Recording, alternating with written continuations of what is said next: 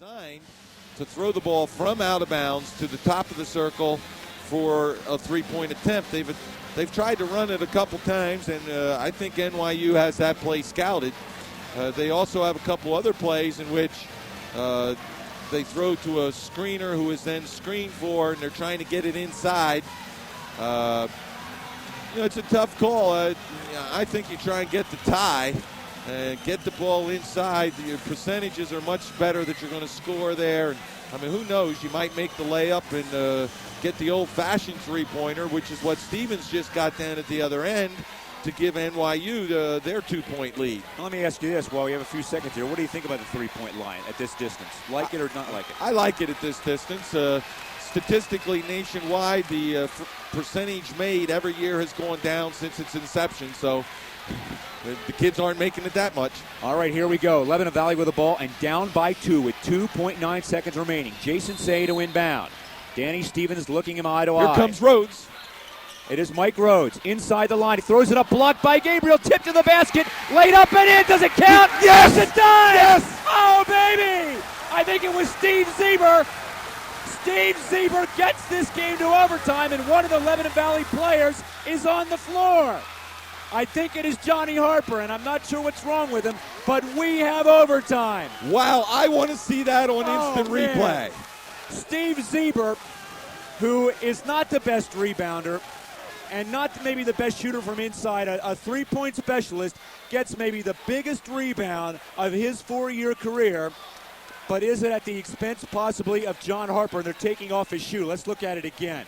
Okay, we're going to take a look at this replay. Now, look for the light behind the basket, which coincides with the buzzer. Here goes the shot. That light is on before the shot was out of his hand. It should not have counted. Wow. And there wasn't even, let's put it this way, there was. Okay, let's tell you what, let's get another look to make sure here. Okay, watch the light. And the ball must be out of the hand of the shooter. Say goes up. Oh, definitely. Say goes up. Counted. Now he follows. It goes through. Should not have counted. Earlier in the game, the one referee made a call on the baseline when the ball went off his hip, and we just talked about how definitive he was on that call. And then as a coach, you'd love that type of decision. Can't believe it, and that keeps it at an NYU lead, albeit of 1 point. Mike's hitting himself in the head. He'll have more opportunities. And he also just put his hand to his throat, but there is plenty of time. That free throw will not lose this game. There is Bowman to the hole, and we have a block called on Lebanon Valley. Yeah, that's on Stevenson. He came to get the charge, but didn't quite get there in time. So, personal foul situation, or I should say team foul situation. There you see the not replay. A big regard here. Good call by the ref. He was not there in time. 1-1. Lebanon Valley needs to box out in case he misses. Tom Bowman, free throw line, and misses it. And the rebound to Lebanon Valley. Bowman, a 62% free throw shooter. 1 for 5 tonight. Put this up with under 2 minutes remaining in overtime. And Lebanon Valley trailing by 1. John Harper, you feel for a player like that, he would die to be in this ballgame. That ankle injury is obviously too much right now. Zieber, big three for Zieber, will be nothing but net. There he is. We talked about Harper being out with the ankle injury because he is. Zieber's on the floor, and he's a big-time senior, too. Well, about the only difference between Steve Zieber and John Harper is about 2 inches, 3 inches in height. The miss and the rebound to Zieber. Steve will take it himself into the front court. Got to get a handle on his emotions here, so to speak, and Rhoades jumps over the midcourt line. With 1:20 remaining, Lebanon Valley a 2-point lead. Look for the high pick and roll. Lebanon Valley in their 1-4. Zieber's going to spot up for the three after there's a screen set for Rhoades. Hofstas and Stevenson switching down low. Neither can get free. Rhoades against Crawford. The open man is John Gabriel, and we have a kick ball call. Wow, that's a big that will big cycle play. the clock, too. Reset the shot clock. I'm going to get a timeout here from Coach Neshi with 57.6 seconds remaining. Coach Flannery with a little chuckle there from Mike Rhoades. I do have to apologize. We weren't able to get him a fresh marker from last night's game. If you watched it, he ran out of ink in his pen. But I'm sure he found one today for this big of a game. I don't know. He maybe wanted to have the same one, whether it worked or not. The way coaches are superstitious, he might stick with it. 24 seconds on the shot clock, 44 on the game clock. Lebanon Valley with the ball and leading by 2 over NYU. Coming up, it looks like we might have a double high pick and roll set up for Rhoades. 1-3-1 offense here, and 8 seconds on the clock. Jason Say pops out. There is Zebra with 6, fires it with 5. It'll be short, you can tell that, and a big offensive rebound, and that shot clock is off now. They don't have to shoot. And Mike Rhoades penetrates and is fouled. Boy, for all the talk we've had in 2 games about getting loose balls, it's all about the opposition, but Lebanon Valley comes up with a very big loose ball. Okay, 2-point lead. Mike Rhoades going to the foul line. There's the reach. He hit him in the arm. And, Mike was hitting himself in the head the last time he went to the foul line when he only made 1.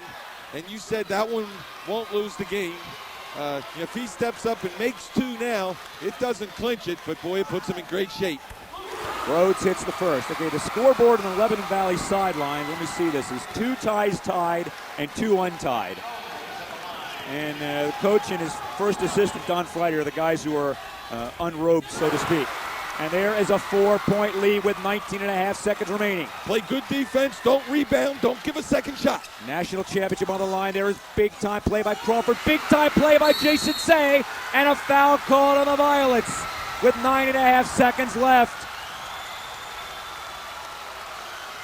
Great defense by Jason Say. And then Stevenson coming up with another rebound. Stevenson had the big offensive rebound early. Good block, definitely a block, no foul. There's the tough rebound by Stevenson. He's going to go to the line. Not time to celebrate yet. Might be, but stay focused. Make 2 foul shots. Hey, Lebanon Valley holding up the sign. There's work to be done. And it is 2 shots, and Stevenson, nothing but the stroke. Make sure that you don't commit a foul now and stop the clock. Stevenson with that spin and a little strong 5-point game, and that should do it. 7.5 seconds left. They could run out the clock. They're playing pitch and catch, and they finally foul Rhoades with 3.7 seconds remaining. Wow.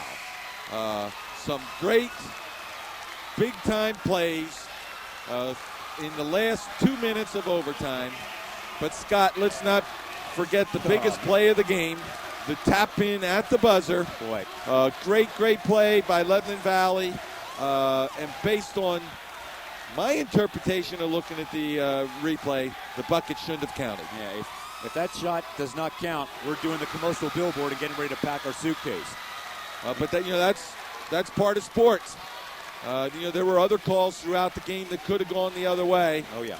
And that's unfortunate for NYU. Okay, I thought they called it intentional foul. They just took the time, but obviously the game is over. And Lebanon Valley College is the NCAA Division III National Basketball Champion. Boy, congratulations to all the coaches and all the players. Tremendous accomplishment. You'll not find, well, you can't see a Lebanon Valley player in that lineup, but somewhere in there are a group of national title holders. Our final score in overtime, as you look at Pat Flannery, is Lebanon Valley College 66, New York University 59. You've been watching the NCAA National Championship game on WLYH TV. We will be right back with a break after a break to wrap up this game statistically and also with some interviews after this timeout.